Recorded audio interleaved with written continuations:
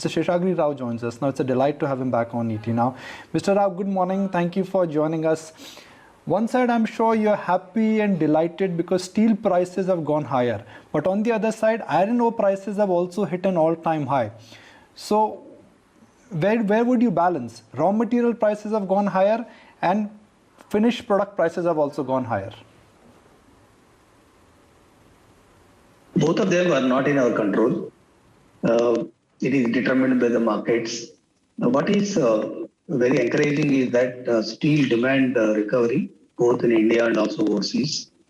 The numbers which was announced for the month of November, first time, there is a growth in consumption of over 11%, which was quite robust.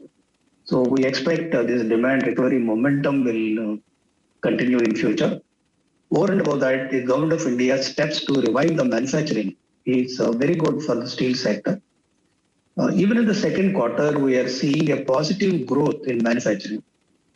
The income tax rates being lower in India and the road tax to compensate the state taxes which are not reimbursed by the government, which they wanted to reimburse through road tax. And also the PLI scheme, which has announced where special steel products are included in the PLI scheme. These are positives for revival of both demand and also more investments in these sectors. So that is how I am looking to it. As far as the steel prices are concerned, globally they have gone up. In line with that, Indian steel prices went up. And there are several reasons why steel prices are going up in one direction right now. And also the iron ore prices. There are global factors over and above the Indian factors in terms of the iron ore availability.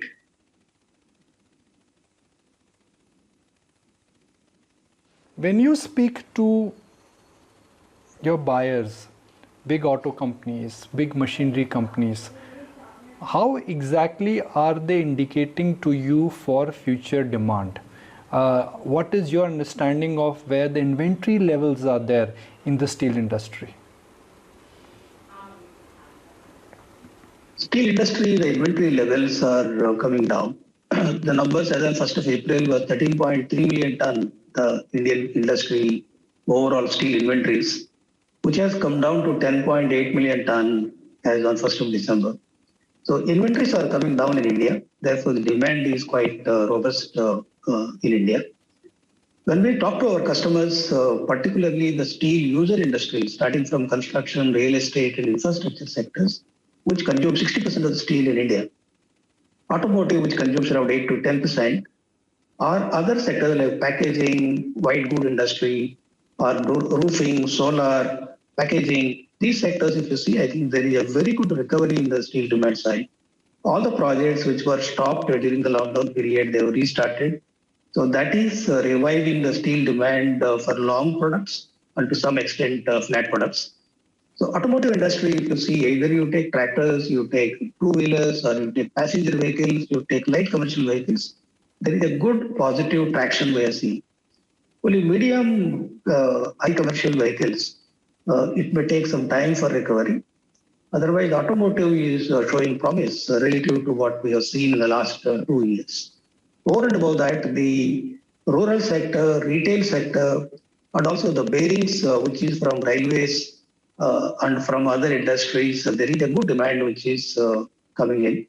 So we are quite positive as far as recovery in steel demand is concerned in India.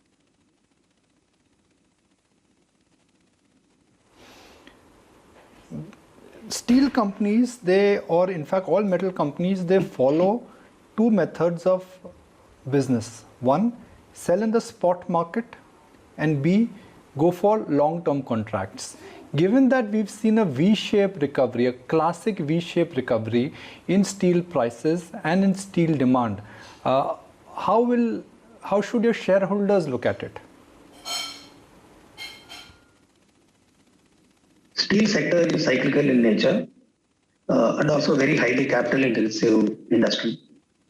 Therefore, the steel market dynamics are concerned. There are certain sectors like auto or white good industries or projects. They look for long-term contracts. They vary from 1 quarter to 1 year. If some projects, if they extend beyond 1 year, then the prices could be fixed for the project tenor. Otherwise, majority of the balanced products which are sold in retail, in the flat product side, they are monthly fixed. And in the case of long products, particularly TMT, they are daily fixed. So that way it varies based on what is happening in the marketplace. That is how generally the tendency is there as far as the pricing is concerned. But today, if I really look at it as far as the steel sector is concerned, uh, the steel production globally in this calendar year is expected to be lower by around 40 million tons.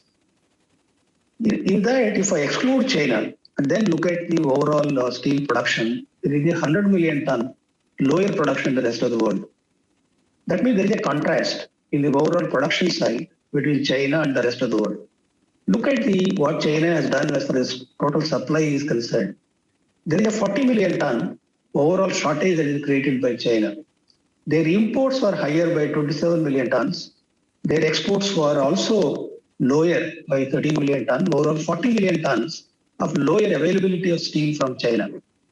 So 100 million ton lower production, 40 million ton lower availability from China. There is 140 million tons of overall lower availability of steel in the global markets. Relative to that, in the rest of the world, the demand has fallen by around 110 million tons. Is expected to fall in this calendar year. So overall, there is a shortage. So shortage of steel, other than China, is one of the factors which is driving the steel prices in the global markets. Over and above that, the iron ore prices have shot up close to $160 per ton. The Brazil, which supplied 385 tons, million tons of iron ore, they exported in the year 2018. Whereas now, even after recovery, they are at a level of 305, 310 million tons. So lower availability of iron ore either from Australia or from Brazil, and also unprecedented demand from China for iron ore. This is driving up the iron ore prices in the international markets. So lower availability of iron ore and very big demand from China and a shortage of steel, the way I explained in the rest of the world, is causing this price hike in the international markets. So India is following a similar pattern. There is a shortage of iron ore in India because more exports are happening from Indian markets. At the same time, there is a demand recovery, and the secondary steel producers are still to come back to normalcy as regards to overall production increase is concerned. Even in the month of November, when Indian steel consumption went up by 11%, the finished steel production was lower by 1.4% year-on-year basis. So production is not kept in pace because of non-availability of iron ore in the local market. So the factors are similar, either you take India or in the global markets. The reason which we are seeing a very robust recovery in steel prices.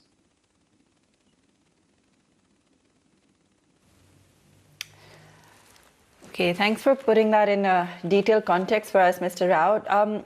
Just to touch upon the cost of production as well. I mean, you talked about the iron ore prices. Coking coal prices continue to stay low, of course, on the back of the China-Australia tiff. Considering that and your new captive mines, does your cost of production continue to stay reasonable? How do you see that being impacted? Iron ore prices more than doubled. If you see the iron ore price in the month of June versus now in the Indian market, it is 107% increase. Even in the global markets, they have gone to $160 from around $83 per ton. So there is a big increase in cost on account of iron ore price increase. Every ton of steel requires almost close to 2 tons of iron ore. As regards to coking coal, yes, you're right. There is a price correction downwards in the coking coal because of China and Australian issues. So they have come down from around $140 and $150 to $100, $102 per ton FOB. So there is some reduction in the coking coal prices, which will give some benefit, but it will not fully neutralize the increase in the iron ore costs. And at the same time, the balance costs are also going up, particularly other raw materials like ferroalloys, electrodes. Those costs are also going up. So overall, there is a cost pressure for the steel sector.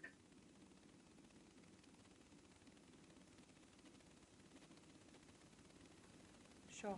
Mr. Rao, also wanted to understand, given that reports are suggesting that you're looking at a 13 million ton greenfield project in the state of Odisha, the same land spot where POSCO was keen to set up a plant but couldn't because of the regulatory hurdles.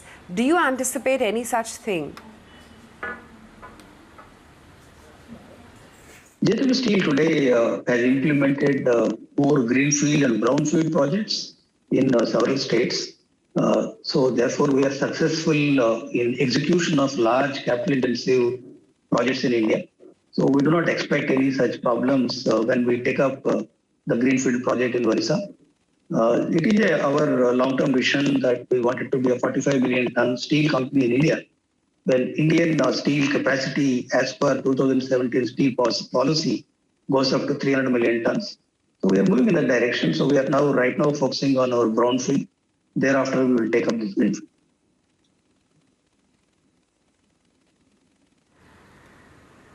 Sure. Also, Mr. Rao, what's the status on the BPSL acquisition? We understand that you've sweetened your offer and bumped it up by another 400 crore rupees. BPSL, there are litigations which are going on in the Supreme Court. So it is posted for 13th of January 2021. So we are waiting for resolution of these litigations in the Supreme Court. So we will implement the plan as and when there is clarity on these litigations. When I read through brokerage reports, the concern which everybody is raising for JSW is that you are not 100% backwardly integrated. And given that raw material prices have gone higher, JSW being a converter, it actually will hurt your margins. How would you defend that? No, JSW Steel never had so far the backward integration. We never had iron ore nor the coking coal. But still the company has done reasonably well in the last 2 decades. Now we have got iron ore captive mines both in Orissa and also in Karnataka. These have come in the auctions, so they are at higher levels. So we may not be able to get benefit in the overall cost of production or procurement cost of iron ore. But what we really get is a consistent, reliable, quality supply of iron ore, which gets integrated with all our steel plants. But once we establish our logistics in getting this iron ore from the mines to the plants, I think real benefit will come to the steel company. Therefore, I agree with you that we are not integrated in that sense. Similarly, coking coal in India is not available, so we have to import coking coal fully. So because we don't have iron ore and coking coal, we have focused on conversion cost. So we are one of the best companies in terms of conversion cost in the world. We also focused on the product mix. We have a very rich product mix. We have over 50% of our value-added special steel products, which we are producing, so that have better margins. So our focus remained in other areas where we will be able to have unique advantages compared to the competition. When will the benefits of the new coal mines kick in? And if they kick in FY22, which is what it looks like, what will happen to the underlying margins? We will not be able to guide on margins, but what I can tell you is we don't have coking coal mines, a big one. Only one mine we have got in the options, which is Moitra coal mine. It will take some time to make it operational. It is not a big mine again. It is a overall million ton, actually coking coal that would be available from that mine for use in the steel plant. Maybe around 300,000 tons. It is not very big at all compared to 8 to 9 million tons of total consumption of coking coal for JSW. So coking coal integration is almost negligible for us. What is important is iron ore. Iron ore is concerned 4 iron ore mines having reserves of 4 billion tons in Orissa. So our long-term plan is to set up a slurry pipeline to bring iron ore from the port, from the plant, from the mine to the port. I think as and when it gets set up, it takes time. Maybe 3-4 years time it will take for setting up this project. After that, we can really see the benefit of logistics. But at Vijayanagar, we have a pipe conveyor which has become operational. There are certain regulatory issues to get full benefit of this pipe conveyor. We don't have permissions to operate this pipe conveyor 24/7. So we can operate only for 6 to 6, from 6 a.m. to 6 p.m. So that's why we're not able to get the full benefit of this pipe conveyor right now. Even though it is environmental friendly and it doesn't produce any noise, even though it is going through some forest areas. So we are requesting the government for permissions to operate this pipe conveyor 24/7. If we get the permission, that benefit will come at Vijayanagar plant.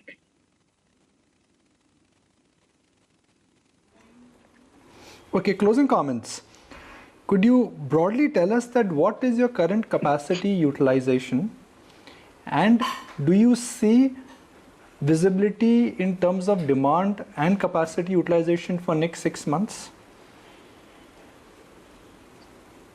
For capacity utilization, around 89% in the month of November. We're slightly better in December because of improvement in the iron ore availability from Karnataka and also some in Orissa. So we expect capacity utilization to improve from the 89% in the month of November going forward. So we expect quite a good recovery in the steel demand in India. So with that, there will be better capacity utilization, not only for JSW industry as a whole. Industry is operating between 75 to 80%. The secondary steel producers are operating significantly at a lower capacity. So they will pick up. So in the next 6 months, I expect improvement in production, improvement in demand, and there will be more investments I expect to come in the steel sector because of PLI, production linked incentive for specialty products that have come in. So with the recovery in steel demand, better capacity utilization, more and more investments I expect in the next few years. Okay, with JSW Steel, every time when we have you on the show, we always tend to focus on steel prices, demand and capacity utilization. I'm just going to swing the topic to the financial leverage. The fact that you are looking to raise money via US bond issue, and we know that interest rates in that part of the world are very low. How will this help you in terms of reducing your debt, and how will the financial leverage kick in? As far as our financial leverage is concerned, our weighted average cost of interest is below 6%. So therefore, we are raising the debt at a very, very low cost. We continue to be in the market, either international or local, as a liability management, and also to finance our capex programs. So therefore, our leverage is concerned, even though it is not at a level where we are comfortable with right now, because of steep fall in the EBITDA in the Q1 of this financial year. Overall, debt level is not worrisome for us because the 18 million ton steel company is in the process of expanding by another 5 million ton in the next few months and increasing our downstream capacity, almost doubling from existing 5 million tons. With such a good integration of iron ore mines, as I explained, with that the overall absolute debt levels are not worrisome at all. Only the relative ratios, which have gone beyond our comfort level in the last 2 quarters, we expect to bring it down, the relative ratios, with the improvement in the overall capital structure.